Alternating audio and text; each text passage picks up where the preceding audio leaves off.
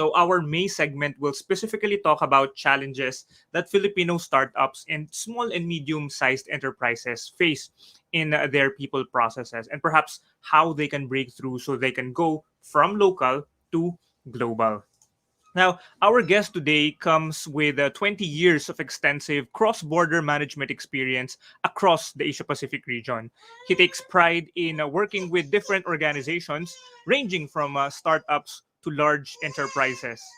So that was my child there. He is the former regional VP at Salesforce for their marketing cloud business and the former regional director for Oracle's applications business in later on customer experience business. Currently, he is the vice president and head of APJ expansion at Darwinbox. Ladies and gentlemen, I would like to welcome to our segment our guest, Mr. Juancho Jerusalem. Good afternoon, Juancho. Thank you, Lawrence. Good afternoon. It's great to see you again. It's great to be here. Nanood ako nung previous segment. Yeah, a lot of things happening in the Philippines, with the skills framework. But yeah, it's great to be here. So thanks for having me. Hopefully, we can have as meaningful discussion like the two previous segments. Likewise, likewise. And of course, thank you for dropping by PM Of course, Oncam Juancho. No?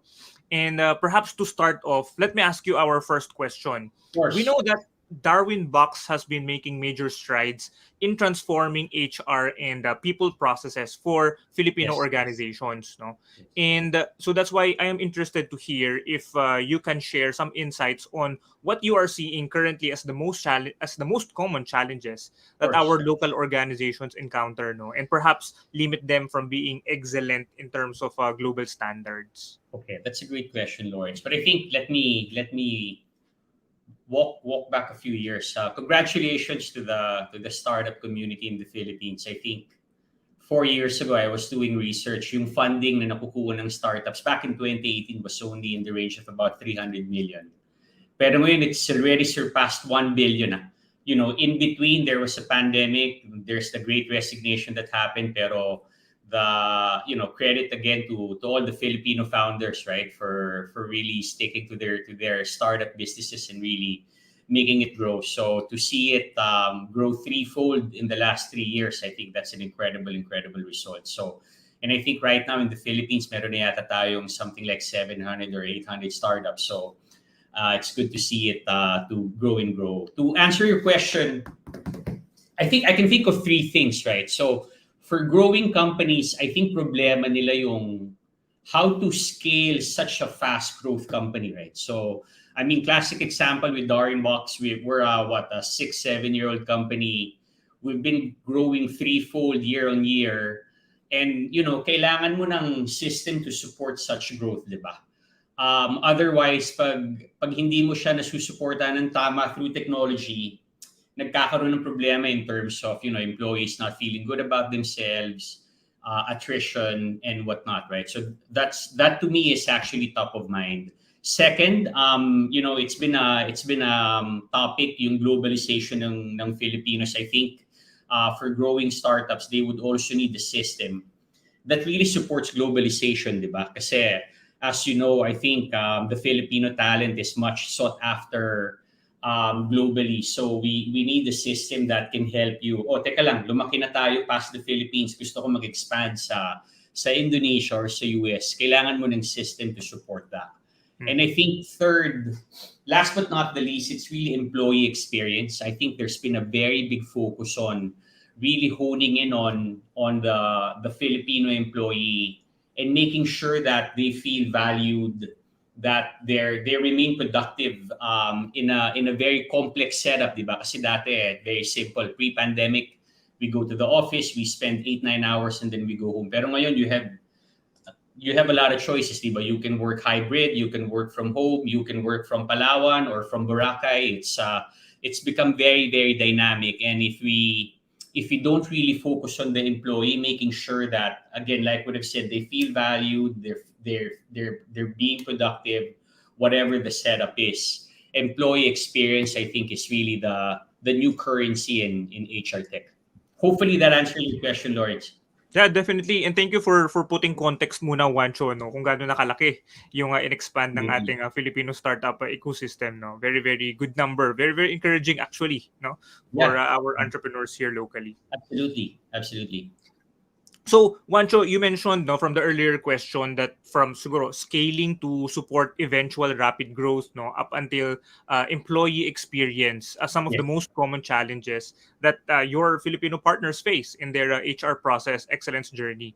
And since we're talking about challenges, perhaps if you could also share with us, no, a case where a partner organization was able to break through these particular challenges, no, through, of course, the use Yes. of technology. Sure. That's a great question, diba? So I'll mention a couple of use cases. So I'll start with Unibank. It's a digital bank. It opened up in the Philippines a few months back. Last couple of weeks, I was in Manila. I'm based now in Singapore, pero with traveling easing up. In fact, next week, andyan ulit ako sa Manila. I was speaking to Sunil, and he said that the main reason why he partnered with Darwinbox, it's because our system to be really configurable. Hindi mo na kailangan, pag na-train ka na in setting up the system, hindi mo na kailangan ng IT to fix it and maneuver it, because it's no code, di ba? So you can pretty much anyone can maneuver it, even HR people could do it. And with that, because of our high configurability, meron din kaming tools sa platform namin that we call Vibe, which encourages employee engagement. Para siyang Facebook na nasa HR tech.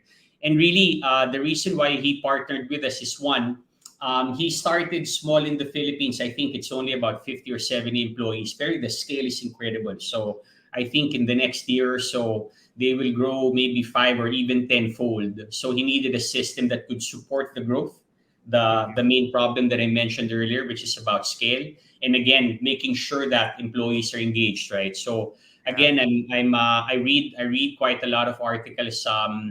A couple of weeks back, I read something na ang mga millennials, 40% apparently are not very engaged, and if hindi mo sila engaged through technology, chances are these people would be resigning and looking for other opportunities, right? So Mhm. I think another use case that I see, Shakey's is a great example. I know Shakey's is a very prominent organization. Pero when I was speaking to the GM, when I was talking to the CEO, naghahanap talaga sila ng tool that can extend to their customer experience success, di ba? Yeah. And when you speak to Sir Vic, the CEO is very visionary. He did say na paano namin iwawaw yung customers namin sa Shakey's kung yung empleyado namin hindi namin nawawaw, di ba? So they look for a system again that's cloud based, that can easily be implemented, that can support a distributed workforce. As you can imagine, in Shakey's ang dami nilang branches, and he really wanted something na mobile first, di ba, na hindi lang yung mga C-level execs na nakakagamit, hindi lang yung mga empleyado sa main office. They even wanted, up to the what we call the last mile employee, right? The ones who are Mhm. left closing the restaurants to be able to get connected and use the system through their mobile phone. Kahit simpleng 3G lang siya, I think it goes a long way. So Lawrence, hopefully I could go on and share hundreds and hundreds of stories with startups, because we've actually served hundreds of startups across globally. But I want to hone in on Unibank and Shakey's to start Mhm. with. Yeah, and thank you for providing two cases, no, Yes, Juancho. And if you would allow me to squeeze this particular question, because I found of all of the course. things that you were sharing very very exciting, no, and Yeah. it was so excited. My daughter rushed in when I gave an introduction of the topic that we're going to be talking now this afternoon. So you were talking about like using and leveraging technology to improve Yes. people processes. So perhaps kahit very short lang, no, gaano kadali, no, how easy it is to use technology, no, especially for some of our small medium enterprises, no, na very traditional perhaps yung background nila of doing businesses, doing their processes. Yeah, that's a great question. I think ease of use and simplicity of the system, it's one of the cornerstones on why Darwinbox was founded, right? Looking back 7 years ago, our three co-founders, really looked into the HR tech landscape and found out na yung mga HR tech landscape na, yung mga on-premise or something that's very hard and very complex to use, hindi na siya nakaka-cope up into the demands of the common consumers, right? And this really drove them to really start and think about revolutionizing the use of HR tech. And I think a very big advantage of growing companies, wala tayong baggage ng old technology. I'm sure some startups had to start with maybe a cheap solution and then replacing that to nag-scale na sila. But really, what we wanted to do is to have an enterprise grade system, pero as easy to use as like a Grab or an Uber or any other consumer apps that you can find, right? And I think that's been our biggest advantage throughout the 700 plus customers and growing that we have across globally. Because again, whether you're a blue collar or a white collar employee, nagagamit mo yung system namin through your mobile, right? And again, if you would think about it, baka naman kailangan iOS yan na high-tech yung phone or iPhone 12 or 13. I'm not sure kung ano nang latest. Actually, on the contrary, kahit simpleng phone lang yan na like what I've said, kahit nasa province ka somewhere in Cebu, Mindanao, or you get stuck in traffic in the Philippines na hindi somewhere in the Philippines na hindi maganda yung signal, nagagamit mo pa rin yung app, di ba? And to us, that is really the cornerstone of Darwinbox. Ultimately, obviously, we serve both small and large organizations, pero ultimately, ang talagang customer namin is yung Asian employee, di ba? It's the Filipino employee. We want to make sure that we simplify it for you. We want to make sure that you feel valued in the workplace. And we want to make sure that you can interact back to your peers in your organization, wherever you are, di ba? Like what I've said, kahit kung nasa plant ka ba or nag-work from home ka or nag-work ka sa isang magandang resort, it's fine, dahil mobile first kami. And if you would think about it, 95% of the capabilities that you can use in a desktop, except for administration capabilities, you can use it in a mobile.